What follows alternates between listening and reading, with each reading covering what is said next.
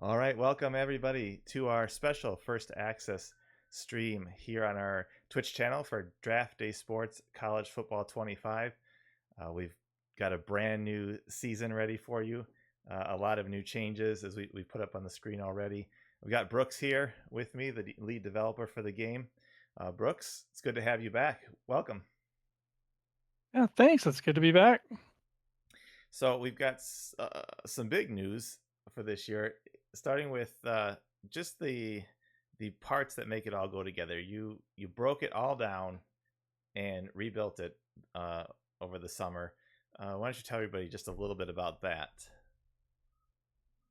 Sure, the some of the decisions that were made, mainly by me, over the past few iterations of both the college and the pro games, um, we made some great strides due to the platform that we had moved to, and we had great success being able to build, some cutting edge screens and um, it really enabled us to do a lot of fun things with the game. But that particular platform also was causing some limitations in the way that I prefer to do my coding. And so for this version, we're trying out a new platform, and by new platform, I really mean no platform. This is just a little bit more native code that doesn't rely on a platform to do some of these things on the screen. So we're hoping that by moving to something that's a little closer to native, closer to standard Windows kinds of things, that we'll be able to get a lot more bang for our buck. You'll see a lot more performance. You'll see the UI has a lot of additional features that we were able to enable, and so that's that's what's been taking up the bulk of my time is porting over everything to this new platform so that we get, a lot of wins that way. So you can see I'm on the player search screen, and at the bottom here it says there's 11,000 plus entries here, and I'm just clicking around, and everybody can see just how fast things are loading here. I mean, I just click screen to screen. You can see how fast the screens are coming up. I think you've really improved by leaps and bounds. The speed aspect here and how fast data and how much data is being accumulated right now. I think so. I think some of the issues with the previous platform were the way that I was doing some of the data loading, which was causing some issues for folks who might have had some older CPUs or even like ultra notebooks that have low power limits on their CPUs that tend to make processing a little bit slower. It has nothing to do with graphics cards or anything like that, but it's all based on CPU power. And the previous iterations, like I said, a lot of my decisions were causing some grief there. So moving to this new system, I was able to open up a little bit um, more speed out of this, a little bit less data loading and more just data presentation. And yeah, this thing absolutely flies now. The other thing that we had in the previous version of the game was we had a transition screen baked in to the screen switching, which looks nice. I mean, it's a chill experience. You click on here, it loads a screen. The, the transition would show a little bit longer if we were loading a lot of data and whatnot. So we enjoyed that treatment, but again, a lot of folks gave us feedback that they just want to get in as quick as possible, and they don't want to wait at all for anything. So we removed the transition screens as well, and now this is basically as fast as I can make it go. The the biggest thing that you'll notice is like on when you originally on the player search screen or even on this league leader screen, we're loading all of the data. Like before even the previous version of the game, we had pagination set up. So everybody would have to keep clicking, next, next, next, next to get to the next screen. And I eliminated that and went with this more infinite scroll model where it loads all the data. So not only are we loading data faster, but we're loading all of the data faster than what we were loading a tenth of the data before. So this really opened up a lot of these screens to be much easier to use. Um, and I'm pretty happy with how a lot of this turned out. And it applies to pretty much every screen in the app now. So we're yeah, I'm real happy with it so far. Yeah, with so much data, I mean, there's so many teams, so many players per team, so much data.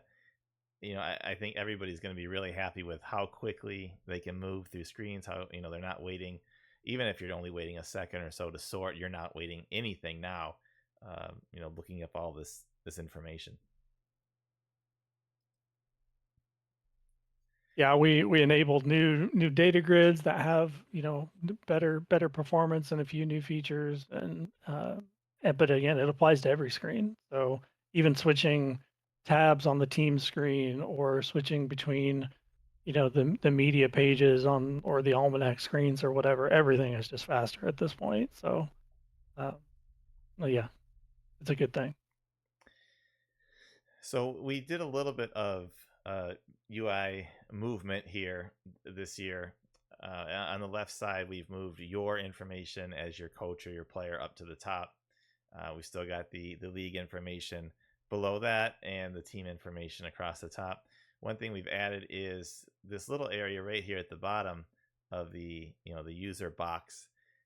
This is going to be quick links for your team, for your staff, your roster, your depth chart, and your strategy, so that no matter what screen you're on, if you're looking through the almanac and you need to go, check out your roster for your team, you can always click back to here. You can click your team logo as well to go back to the dashboard. So that, you know, that makes, I think, it a little bit better as well for the user, able to find things quicker and move about the UI. On the dashboard page, there's a lot going on here. Brooks, tell everybody kind of what they're able to find on this screen really quickly. Sure. There are a couple of other benefits of moving to this new platform, and one is the changes to the layouts. So there's a couple of little hidden features in here that even some of our beta testers I don't think are aware of. One is that the application itself is zoomable. The other thing is that it's supposed to scale a little bit better when moving from like 1080p or even 720p all the way up to 4K. It's still a work in progress. So as with all of our first access releases, we want the feedback on how well do you think it works? What, where are we seeing too much, negative empty space? Where do we need bigger font sizes? Where do we need things to scale better? There's only so many different kinds of PCs that I can test on. So we really rely on our beta testers and on first access to dial this thing in and get it right. But yeah, you'll see the screens shift around a little bit when you zoom in or zoom out or when you resize the application itself. Um, and so the layout changes that we've made are kind of to try and take advantage of more of that space. Um, so, well, actually, you're on a staff screen now. So one of the things we added for this version that's a huge difference is that we expanded the coaching staffs to be we added a head trainer, a head scout, and a head recruiter, and we also added position coaches for multiple varied positions. So we're hoping that by adding and expanding the coaching staff, not only does this screen obviously need more data to it, but we like having screens lay out a little bit better for to accommodate these kinds of things. And the biggest benefit to all these extra coaches is that now I can drive more of the internal engine and whatnot off of these coaches. So instead of just hiring the best head coach out there, you're going to have to pay attention to what your head coach is good at versus what, maybe your QB coach is good at. So it's not just all driven based off of the head coaching requirements. And that opens up some different pathways for us because if you get a really bad positional coach, then obviously you're not going to reap the rewards of that. So people are going to want to spread out their money a little bit more and maybe not dump it all into the head coach, and maybe as much as they would have in previous versions. But that's the biggest thing there since you were on that screen. Yeah, that's really cool that there's new ways that all these additional coaches can impact the game as well. It's not just they have no use in the game, they're just here for window dressing. They all can impact the players and the outcomes. So you have to really find guys that are going to work for your system and what you need. I always I think we struggle, and I mean there will still be feedback on this till the end of time, but we struggle between how do you make coaching meaningful versus how do you let the player, like the person that bought this game, allow them to make their decisions and see these things, in effect. And so we always toe that line between, making the coaches more important or letting the user override coaching decisions and things like that. Um, we might loop back around to that later because there's a hidden feature in here too that I think will be interesting to folks. But that's one of the things is, well, let's add more coaches. Like the more coaches we have, it's a little bit more realistic, it's a little bit more immersive. Potentially in the future, you might be able to play as said coaches and do more of an RPG style of game, where you start as a DB coach and work your way up to a coordinator, to a head coach or whatever. I'd love to enable that at some point in the future. It's, there's only so much time to hit all of these features that we want to get to. But yeah, having all of these extra coaches gives us much more flexibility in the way that the engine behaves. Um, it makes things a little bit more important for people to pay attention to. It makes the coaches a little bit more important to the game and not just assign them and then just hire the best guy and then move on. Like we want it to be a little bit more important than that. That's really useful, um, for players to know that their decisions, that they're doing themselves are having an impact, but also the decisions they're making inside the game with who they're choosing for coaches is also impacting things. There's nothing in here that is just pointless and it's just something you're looking at and clicking for no reason. No, everything does something. Now we can all argue or discuss whether or not the effects of some of these things are strong enough, but they all do things. So um, they all mean something. They're all important in their own way. It matters how you set up your strategies. It matters how you set up your game plans and uh, your custom plays and whatnot. So um, yeah, we're always looking for extra things to add in to take better advantage of those kinds of things. But yeah, if it's there, it for the most part, it'll do something. It'll have some effect somewhere, even if it's not immediately obvious. So, do you want to talk about the training? Garrett asked a question. Would the training staff position impact the training methods in the game here? So right now, the way I have it set up is that your head trainer will drive a lot of your off-season, um, strength and conditioning kind of things. Your head trainer also will affect your um, uh, healing injuries, injury recovery times, injury avoidance. So the head trainer will have quite a bit of an impact on those kinds of things. The head scout will change the way that some of the scouting happens. It's not just your head coach anymore. It's a combination of all of the coaches with a heavy emphasis on your head scout. The head recruiter, same thing, right? Your head coach is the main recruiter, or not really main. They kind of everybody has some effect on it, but the head recruiter has a significant impact as well. And then on the training tab, this one still is like the effectiveness is based off your position coach and off of your head trainer and to a certain extent your head coach and coordinators, but it's still driven off of your training schedule as to what you want to focus on. I'm not sold on this staying this way at the moment. I have some ideas on how to make this a little bit more immersive, a little bit more less tedious to set up all these different training schedules, a little bit more realistic on how you might delegate some training to the position coaches or to the head trainer and let them focus on something a little more real life instead of just the four categories that we have up there. So it's first access. There's still things that I want to tackle. There's still things that I want to tinker with. So, we'll put a pin in that one and we'll have to discuss that in the future and see if I'm able to implement some of those new ideas there. So let's move over to strategy for just a second. There's a lot here to digest for new players.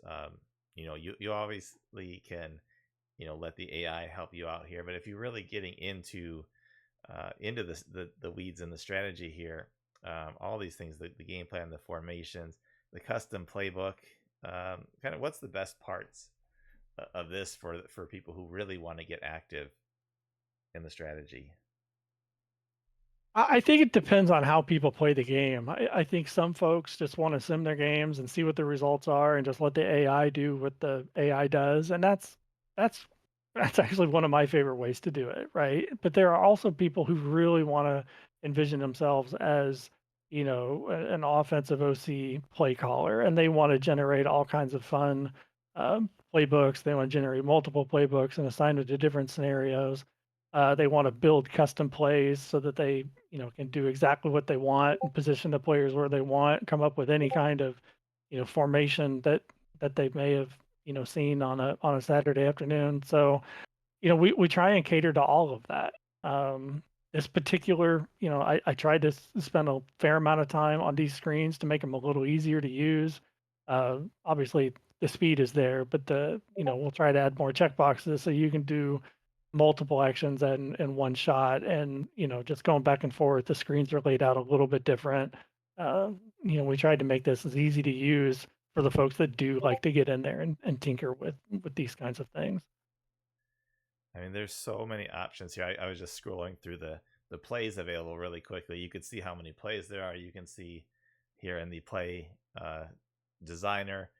I mean, how many options you have for different things. I mean, there's a ton of different formations, and then you can set all kinds of options for your players. So you really can design pretty much anything you can think of, right?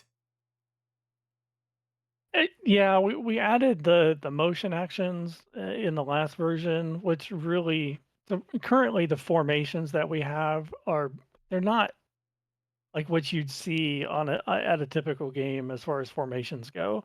The formations we have in the game are mostly personnel groupings for formations, so that we don't have to set depth charts for 75 different formation variants that folks could go through. So the formations have been relatively static in our games for several years at this point, because I don't want people to have to keep filling out 18 depth charts or 75 depth charts, right? I want to limit the depth charts to kind of what people are already used to. I think there's still too many, but until I come back and revisit that, they are what they are. Um, so now the the motions and the custom plays and whatnot allow people to take a standard, shotgun formation and split somebody else out wide, or motion a receiver from right to left or left to right or whatever, so that they can create their pistol formations, so they can create, whatever um, different variations they've seen. So that's why those are all there, is so that those folks who really want to set up something uh, super realistic, they're able to use those things to do that. Okay, and then obviously one of the major aspects of any college game is recruiting. I kind of looked through these screens here a little bit when I was taking a look. There's so much data here. I really like how it's set up with the colors, and being able to see all these different options to see your targets. You can see who you've interviewed, contacted, phone call, the interests. I think it's really appealing to the player to be able to kind of have this stuff jump out at them. I guess what are some of the biggest differences in recruiting this year with some of these changes? So actually, not a lot has changed. It's more the UI and the interactions with these screens have been improved. It's a little easier to click around. Um, yeah, it's laid out a little bit different, but that's mostly what I focused on, because the recruiting itself, whether you delegate it to your coaches, or whether you choose to do it all yourself, I like the model that we had going in the last version, and there's still some things in there I need to tweak, the way that transfers sign, the way that just the pace at which players sign throughout the regular season, or commit, not necessarily sign. I'd like to tweak some of those things, but yeah, in general, we're happy with the direction that recruiting was going, and we preserved as much of that as we could. And I think there's a lot of data here in the recruiting section, so it's almost like a game within itself here within the game.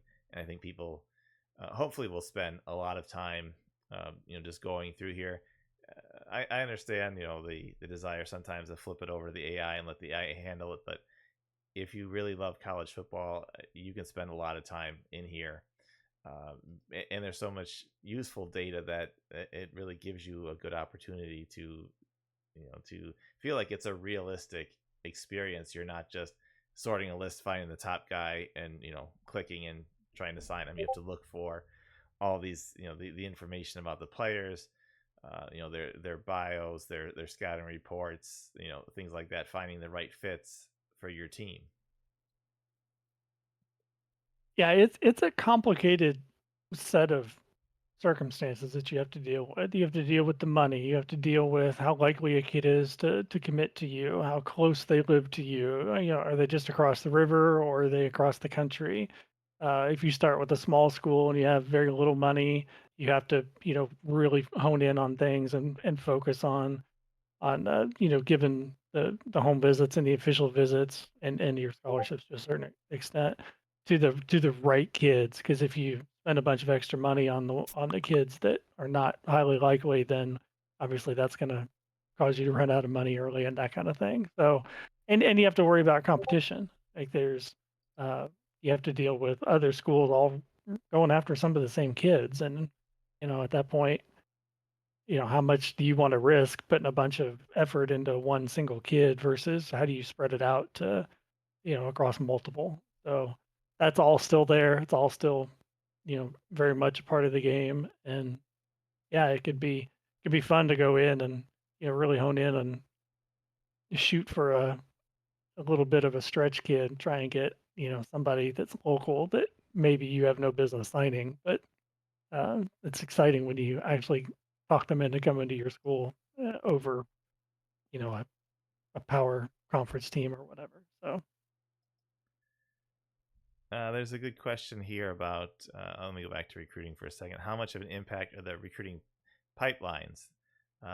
They're listed here on your recruiting dashboard. They say great, minor, decent. Um, as War Eagle says, how much of an impact is there, and what does it impact? yeah, so the pipelines basically give you additional bonuses. Kids react better if you're in one of their pipeline states. I'll probably have to go back. It brings up a good point. I still am in the process of going through all the screens and redoing the help icons and the bubbles and giving more information there, so that you have it, at your fingertips as opposed to having to go to the forums and searching for it. So yeah, we'll do a little bit more about the pipelines and what they do and what the differences are between all the different ratings. But yeah, they're basically coaches get pipeline benefits from places they might have come up from.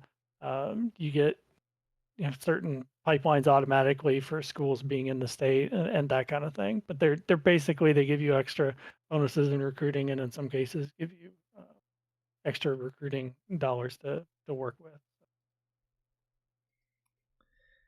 So on the rosters, if you like to get the player card, I wanted to talk about this section under the bio now, the coach talk. Um, there's some options here. You have a number of weekly talks. Why don't you explain kind of what coach talk does for the game now? Sure. I gotta pull up my notes on this because this is this was Asger's this was his baby. This was something that he got the feedback on and he took it and ran with it. But basically you're allowed for all of your coaches um to basically give feedback to your player. Um, in some cases, you're like you can encourage them, you could warn them, you could praise them, you can do different things, and based off of the player's personality, um, and the coach's ability to do these kinds of things, they will get additional morale. They'll get, um, you know, positive effects. They could get negative effects if they don't react particularly well. But it's basically if you upset a player, it takes time. You have to, coach them back up before they get back to where they were before. These negative effects can stack and have, multiple week-long effects. Um, and yeah, so we'll have future streams where Asker can go in, and I know he's not necessarily done with it. I think there's more he wants to do with it, and there's more. He has more details on what's under the covers and how it actually works. But that's the gist of it. Is it's a way to get into the minds of the players, try and do something a little more immersive, try and get feedback from the players, get some bonuses out of it. If you push it too far, you'll get negatives out of it. No, obviously the coaches will have an effect on it. You got to make sure that you hire the right coaches. And yeah, so it's another risk reward kind of thing. And we hope that it adds a little bit more, week to week kind of activity for people to take advantage of. Yeah, I think that's going to be really fun. Is another way, another depth piece in the game here to manage your roster, manage your players, especially if you are concerned maybe that a player isn't playing well. Maybe you can, if you criticize him a little bit, maybe he'll respond well and pick up his play. If you're worried that a player is unhappy, maybe you could talk to him and see if you can kind of boost his morale a little bit, and maybe he won't want to leave the school or something like that. So I think that gives you a lot of cool options to handle going forward here. Yeah, I think it's going to add another, like I said, another layer of immersion where, something for you to do, something that is real, something that, you can do week to week, and we'll have, it just makes the game feel a little bit more alive when you can do these kinds of things. And of course, for people who are new to the stream, everything, all this stuff can be edited. I've just pulled the team config. You can change logos, you can change the name. We have a fantastic community that mods everything you could imagine, can think of. So there's mods available. Just everything that you can think of to make the game your own, even in terms of the league configuration here. There's all kinds of options for a hard mode, transfer chances, in season training gains. I mean, is there really anything that people can't edit at this point in the game? Very, very, very few things. So there's a couple of things that while you're in here we can talk about. One is, we did try and update our files so that the conferences are realistic going into the 2024-25 NCAA season. So you'll see the teams and the conferences will line up if you start a new season. The other thing I added is the ability to add new teams, because I know people wanted to be able to expand.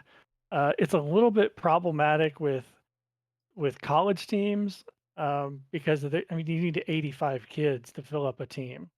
So the way it basically works is when you go into the off season and you do your league restructuring, you can change to a new conference, and if you need new teams, you can create new teams and drag those into the new conferences. So you'll be able to create larger larger style league formats.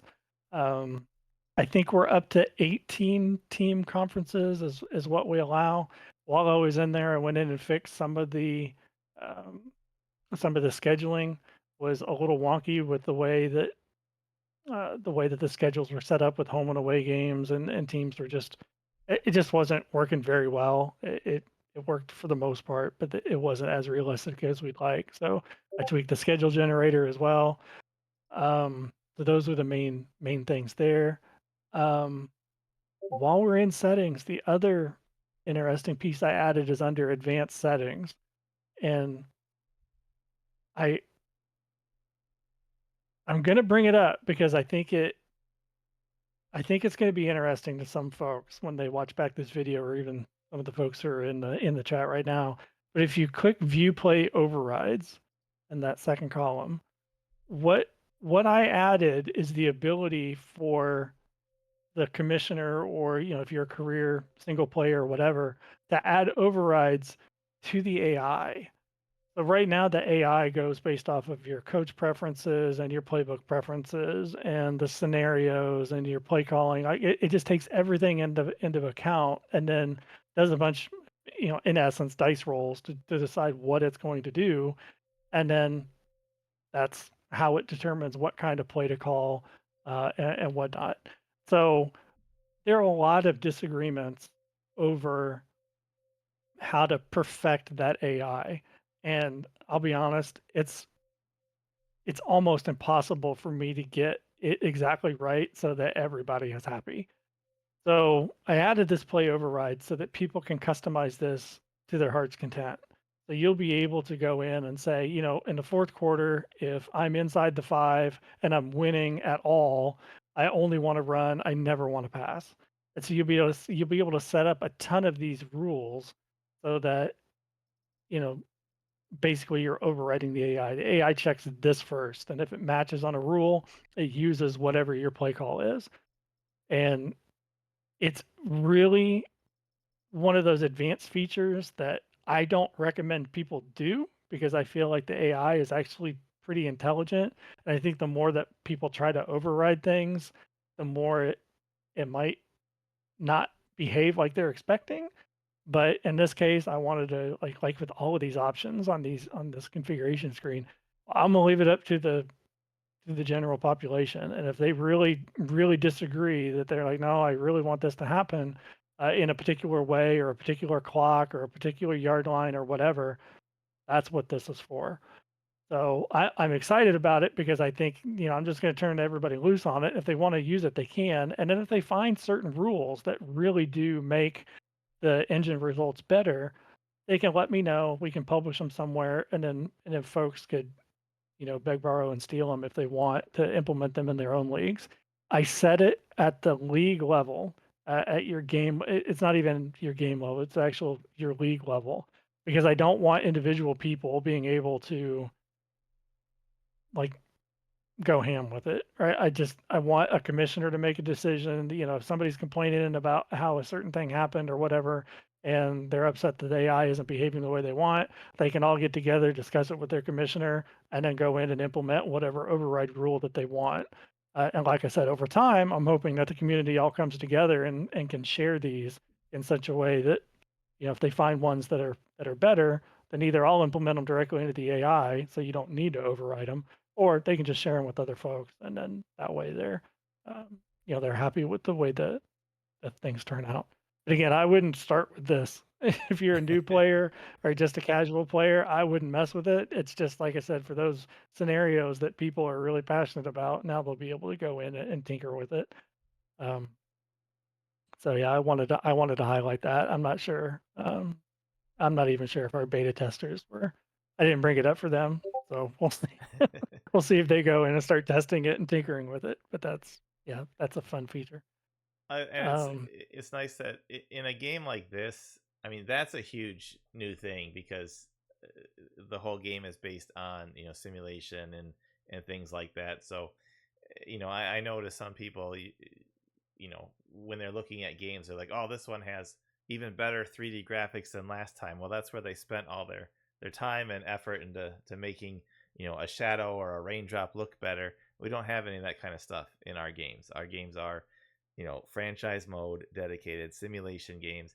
So these are the kind of things that they don't maybe sound super exciting on paper or something like that, but you can see the impact they could have in the game, and how much that they could improve playing the game for some some user or group of users. So I really appreciate that you take the time to dig in and find these types of things that they really impact the game in a huge way, and make it more customizable for everybody, so everybody can kind of tailor the game to their own liking. I think at the end of the day, we've shown over many, many, many years that, you know we listen as much as we can. The game is still, it's still, a Wolverine Studios game, right? We want it to look and behave, and work as well as all the other games in the stable.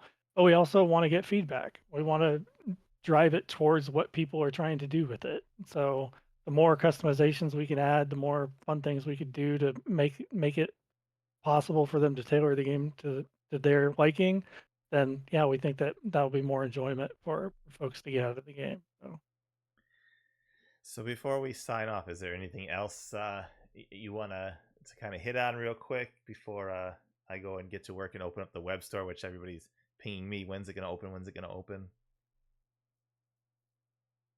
um yeah, I would like to mention that one of the benefits of this update that we did does allow for light mode and dark mode. I haven't looked at light mode in a minute. I don't know what it's going to look like on this particular screen, but I know a lot of folks have been asking for the ability to switch between the two. So that's a little bit of a flashbang. But the I'm going to turn it back. the goal is to make it, yeah, the goal is to make it work for, when we switched from light to dark years ago, there were a lot of people that were happy with it, but there were some that struggled with it and didn't like it as much.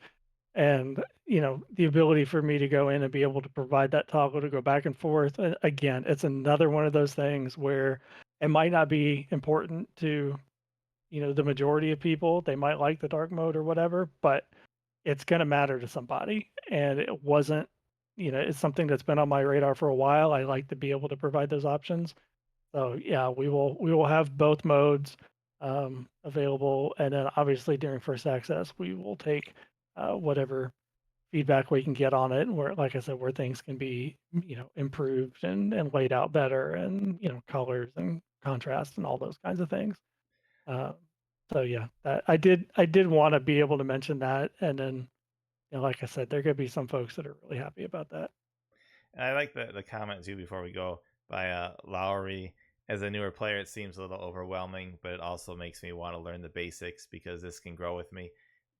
There are so many things you can just turn over to the AI, whether it's recruiting, whether it's your strategy, and just kind of piece by piece learn the game and learn what you like to, what you like to do, what you don't like to handle. And if you get into it and you want to handle everything down to the very last detail, it's there for you. And you could lose days probably doing your game plans and scouting each recruit down to the finest detail and keeping a book full of notes and all that kind of cool stuff.